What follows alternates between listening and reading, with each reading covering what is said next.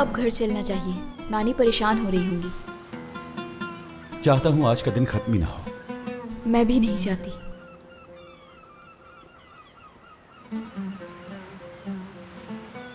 जुनेद, क्या कोई बात है जो तुम मुझे बताना चाहते हो? क्या मतलब तुम्हारा? तुमने मुझसे कहा था कि वक्त आने पर कुछ बताओगे और कहा था कि मुझ पर भरोसा करना, लेकिन मैं कुछ भी ऐसा वैसा नहीं सोचना चाहती, क्योंकि मैं तुमसे दूर नहीं रह सकती बिल्कुल भी। हाँ, मैं ये ज़रूर सोचती हूँ कि कब तक हम इस तरह छुप छुप के मिलेंगे।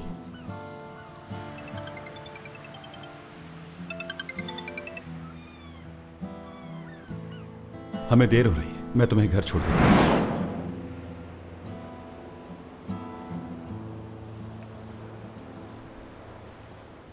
जिम, फिलिस ने बातों बातों में आज फिर जोर दिया।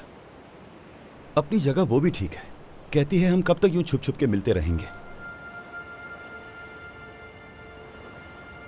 अब मैं उससे ये कैसे बताऊं कि जो वो सोच रही है ये सब इतना आसान नहीं है। मुझे नहीं पता मैं क्या मशवरा दूं तुम्हें। या तो तुम ऐसा करो कि उसे छोड़ दो, ताकि जब उसे सच मालूम हो जाए तो वो तुमसे नफरत ना करे।